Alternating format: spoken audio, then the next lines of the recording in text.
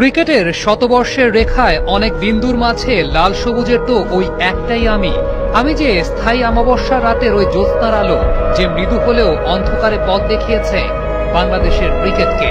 আমি যে বর্ষার বাতাসে মুকুলিত বসন্ত, আমি ক্রিকেটের পংক্তিমালায় নতুন এক মাত্রা। আমার নাম সাকিব আল হাসান। আমি বাংলাদেশের ক্রিকেটের সূর্যোদয়।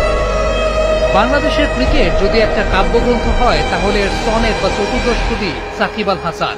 কবি যা রচনা করেন তাই কবিতা, সাকিব যা দিয়েছেন তাই বাংলাদেশের ক্রিকেট। ক্রিকেটে লাল সবুজের ব্র্যান্ডিং এর বিশ্বায়নের শুরুটা তার মাধ্যমেই। নিজে সমীহ আদায় করেছেন, বিশ্ববাসীকে বাধ্য করেছেন বাংলাদেশকে সমীহ করতে। বিদেশ বিভ্রে ঘুরতে যাওয়া পর্যটক যখন নিজের দেশের পরিচয় দেয়, ওপাশ থেকে লাল সবুজের এই দেশটার বিজ্ঞাপনে তাকেও শুনতে হয় সাকিব আল হাসানের কথা। বংশের তোয়াক্কা না করে খান বা চৌধুরী বংশের কেউ কেউ নিজের সত্যনিষ্ঠ শিশুর নাম রাখেন সাকিব আল হাসান। কেউ বা নিজের নাম পরিবর্তন করে নিজেই রাখেন সাকিব। কেউ কেউ এক ঝলক সাকিবের সান্নিধ্য পাওয়ার জন্য বিনিদ্র রজনী যাপন করেছেন। আবার কেউ বা সাকিবের ব্যাটিং দেখবে বলে স্কুল ফাঁকি দিয়ে পিঠে মানচিত্র এঁকেছে।